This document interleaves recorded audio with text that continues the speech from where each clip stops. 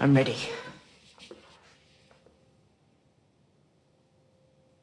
I have to go. I'm late for the trial.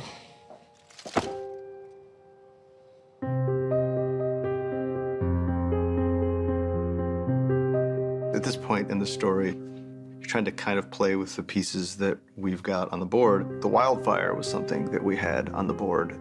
We knew from Jaime's conversation with Brienne that there was wildfire under the city. We know from episode 2 that there was wildfire under the city. Everything that Olenna says about Cersei earlier in the season is true, that she's got no more friends left. She has no more power left. Olenna asks her point blank, "What, are you gonna kill everyone yourself?" It's possible that she puts an idea in Cersei's head, or at least augments an idea that's already been in Cersei's head. By the time that Lancel Lannister gets down there and sees that there is this massive catacomb and something suspicious is going on, I think you've got to start wondering, what the hell is this plot? You see Marjorie's realizing slowly, horribly, like what is actually happening here. Cersei understands the consequences of her absence, and she is absent anyway, which means she does not intend to suffer those consequences.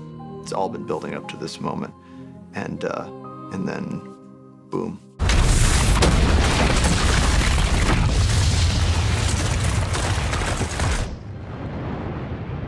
She's really achieved a stunning, very surprising victory against everybody who's opposing her all at once. Meanwhile, while this is happening, Tommen's alone. This fragile, malleable, devastated child, basically, is sitting there without anybody to comfort him, and if she had been there, he wouldn't have gone out that window. She failed him, and she alone failed him here. I think the idea of Cersei without her children is a pretty terrifying prospect, because it was the one thing that really humanized her, you know, her love for her kids. And as much of a monster as she could sometimes be, she was a mother who truly did love her children. And now those children are gone, and all she's got is power, and she's got a lot of it. I mean, she's the queen. She's sitting on the Iron Throne. I don't think that bodes well for anyone, really. And I think, you know, even for Jaime, who loves her, I think it's a terrifying moment. She's capable of doing anything, as she's proven in this episode, to get what she wants. And the real question now is, what does she want? Sansa, she does love her brother, you know, and they've had a conflicted past. I'm not a Stark. You are to me.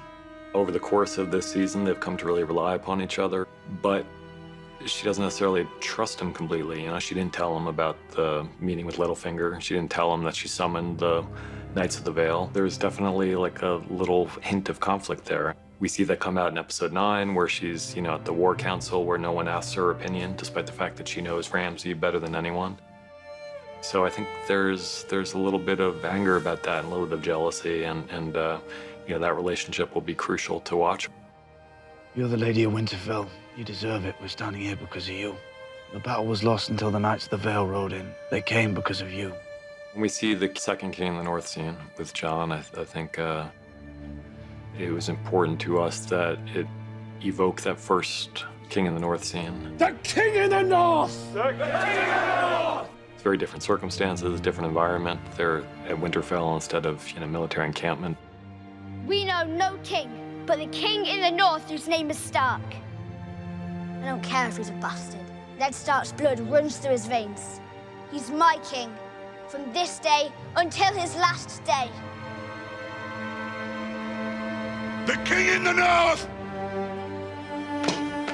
The King in the North!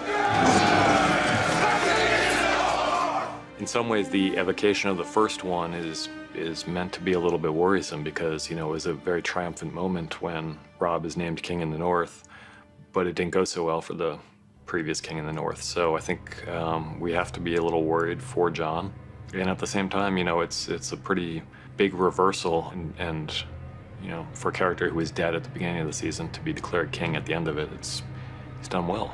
He's done well in 10 short episodes. Arya is someone who's path has been very dark, and yet I think we all see where she's coming from. I mean, she's seen the Stark family endure so many atrocities, and she wants vengeance. In some ways, it's the cleanest narrative of them all. Well, this is a scene we've been looking forward to for quite some time. Her return to Westeros and her revenge upon Walder Frey. For House Frey!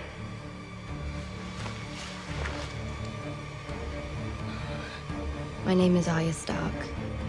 I want you to know that. The last thing you're ever going to see is a Stark smiling down at you as you die.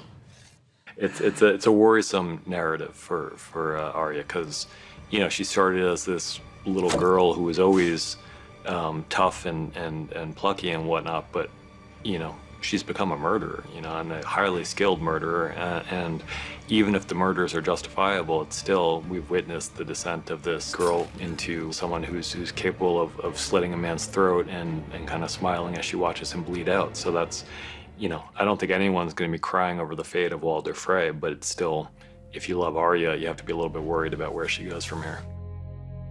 Tyrion had a very steep slope to climb to win Dany's trust. His family played an integral part in nearly exterminating her family. But at this point, especially given the hand he was dealt with Meereen after she left, has earned her trust. One of the few people in the world at this point who's willing to speak the truth to her face. Mainly, he's proven himself to be very loyal. You know, she's gone for most of the season, but he didn't abandon her. He didn't go off looking for the next person to rule. I mean, he was clearly trying to serve her interests while she was gone. Dany's not going to do anything she doesn't want to do. She's not going to take anyone's advice if it seems against her interests. And so when he recommends that she cut ties with Dario, she does it because she thinks he's right. The truth is, Tyrion's logic makes a lot of sense to her. You know, he's not going to be a help for her when she gets to Westeros. She comes over there unencumbered, and as a queen without a king, that could be really useful in the future. Who are you marrying this time? I don't know. You know, Tyrion has become a very capable advisor in a relatively short time. She clearly respects his intelligence, and she now respects his loyalty. I think, especially given that she knows where they're heading. They're going back to Westeros. Most of the people on her team have never been there, but Tyrion spent his whole life there, served as Hand of the King before, defended King's Landing during an attack. I'd swear you my sword, but I don't actually own a sword. It's your counsel I need. He knows these families, the ruling families, better than anyone. He certainly knows Cersei better than anyone. So as long as she can trust him, which she does, he's the perfect advisor to her in the war for Westeros.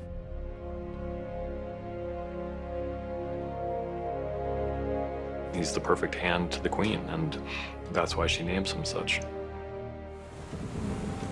That shot of Dany's fleet with all of her newly arrayed allies making its way out of the Slaver's Bay towards the Narrow Sea and home. Probably the biggest single thing that's happened on the show thus far. It's the thing we've been waiting for since the pilot episode of the first season.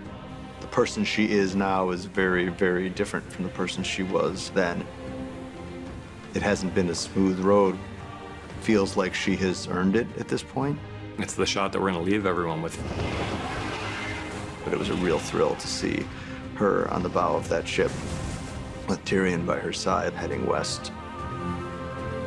It's a ruthlessness that comes with even the good Targaryens. I mean, these are the people who came over from across the Narrow Sea and conquered the known world. It'd be very interesting to see how that plays out going forward.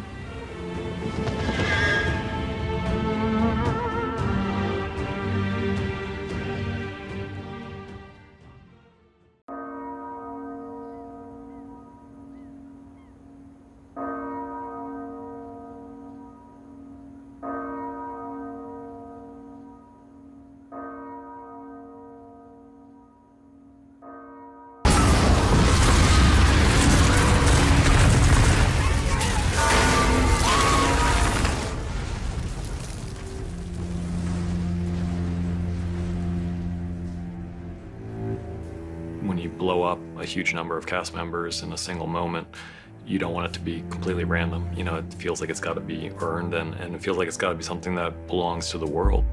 At this point in the story, we try to introduce as few new elements as possible. You're trying to play with the pieces that we've got on the board, and of realizing that the wildfire was something that we had Going back to earlier seasons and going back to the books, we've known for quite some time that the Mad King had planted caches of wildfire throughout the city. And when Jaime is telling Brienne the story of the last moments of the Mad King, he tells her that the wildfire was planted below major boulevards, and he actually says below the Sept of Baelor. I just couldn't have seen all of that. You know, I knew there was revenge to be had, obviously, from last year, but I'm still like, this is crazy. I got a phone call from Dan and David, and they said, hey, dude. And that was enough. I knew right then and there. It's like a slow burn. You basically start the sequence with a whole different bunch of people with a whole different bunch of expectations as they get ready for work one day, and they go to work, and then work becomes something completely different. Each one of the images was very carefully designed to flow into the next image that followed it. It was such a powerful way into this scenario, one that really shies away from giving away what's going to happen. Marjorie's carved a career out of being occasionally one step ahead and occasionally one step behind Cersei. There's something wrong. And the two ladies have battled quite evenly for this time. And what we obviously find out is that Marjorie's demise in being beaten was not her fault. It's down to the High Sparrow underestimating Cersei. You have nothing to fear, Your Grace. The trial will begin shortly. He's just become overconfident. What he's doing is in the forefront of his mind, and he doesn't really suspect that anyone's going to undermine him. The ultimate dramatic moment in that sequence is when Marjorie turns to the High Sparrow. You end on a big close-up of Jonathan Pryce's face, who is so expressive and can say so many things with so little, and you can see just the second before the whole place blows up that he goes, oh shit. We have yet another awesome scene in the Sept filled with extras in a very grandiose, ceremonial situation, and for once I'm not getting married. Let me through. Let me through. We filled the set with 287 extras and a light source and these big kind of things, air movers they're called, that kind of do these gusts of air. And we would do a timing, we would go in 3, 2, 1, go! And then everybody fell back. So that was as close to exploding as we got, but a majority of it, 99% of it, will all be visual effects. We get storyboards from the director, and then we go into previs, and we work out cameras and animations. Then we have a good animatic version of that final shot, so we know first how to shoot it, and B, what it's going to look like. Obviously, it looks like a video game, but we know what we're going for and how we want it to look at the end of the day. We see it from the inside. We come outside, we see the windows getting blown out, and then we see it, of course, from Cersei's and Tommen's POV. It needed many iterations in previs to get the beats of it right, so that Dan and David felt like it was emotional enough, it was big, but also it didn't get so big that we lost our main characters in it. We don't have an exterior Sept. It's always been a combination of found locations and CGI. So we knew that the exterior of blowing up the set would be something that would have to be completely generated by visual effects. We knew, however, we would want some elements. Action!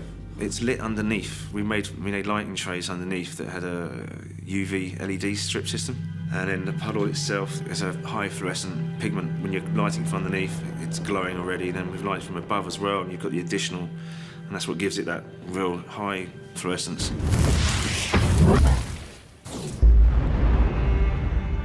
It's like this pure enjoyment of wiping out all of them.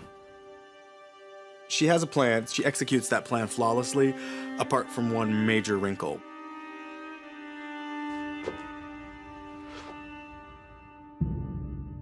The very person that she wanted to protect most in the world is lost as a direct result of her actions. Show me. What we were trying to do in the scene is to show that something dying inside her. The prophecy has come true. She's seen all of her children die. The thing that kept her going for so long is gone. She's been through so much and she's so hardened that she's not even capable of mourning him. The next step is that she's going to take that throne. Now you have this woman who, I don't know if it's crazed, I think it's just empty, which is probably more dangerous. She finally gets her heart's desire, the Iron Throne. At the same time, she's lost almost everything that she cared about to get it. And there's that look between her and Jaime, which is enigmatic and which hints at season 7 drama to unfold. But she is, at the end of season 6, colder and stronger and Queen of the Seven Kingdoms. Long may she reign. Long may she reign. It's tough, you know, it's like the Red Wedding. It's tough to say goodbye to a lot of actors that we've been working with for quite some time. Whether the ones that we've been with since season 2 or, you know, Jonathan Pryce, who just came to us last year, but has become one of our favorite actors so quickly. I hope it's not a waste that I've learned all 500 names of everybody I've worked with. It is a great, great production to be involved in. I won't be able to say thank you to all of you, but I've had a wonderful, wonderful time. Thank you. Thanks. It's been very personal, which the best ones are, I think. So I'll miss Lancel. I'll miss him a lot. Once you've been a part of the circus and the madness and the joy that is Thrones, you are always a member of the family. The rose has been uprooted.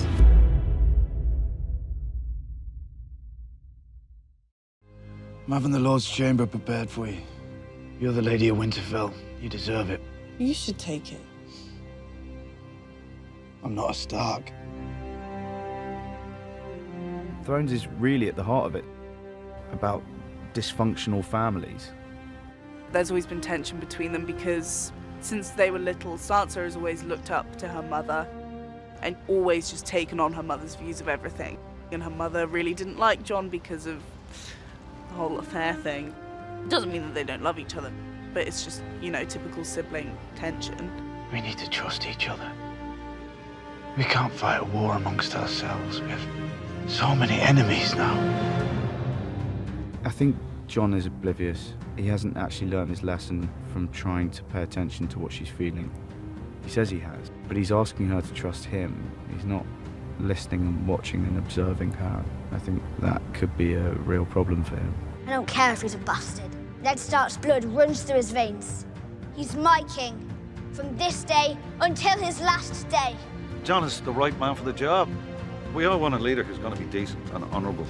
And I think he's definitely entitled to be running Winterfell, although Sansa might have a problem with that, I fear. Her relationship with Jon Snow, I think, is an indication of what's going to come. And I'm not sure it's going to be pretty. The King in the North!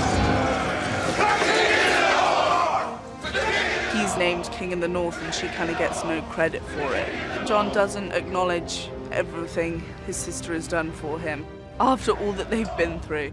And it's not that she's looking for praise or anything. She did it because she wants revenge and also because she wants her home back. But Jon, he's so naive. So Sansa's just a little bit agitated is all.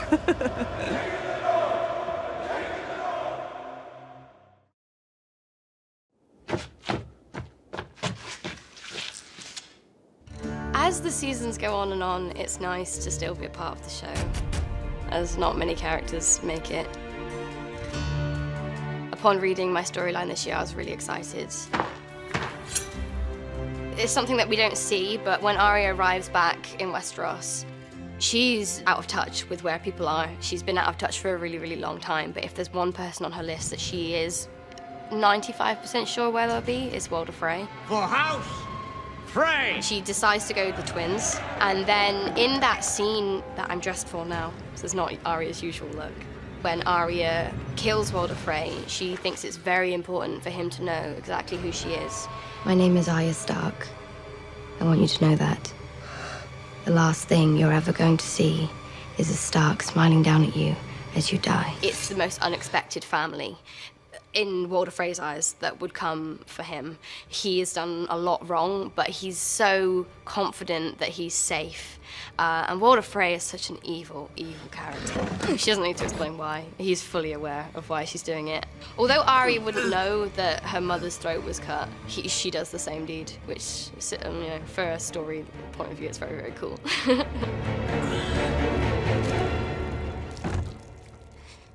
One thing we can take away from this series after watching Arya's storyline is that she's definitely back.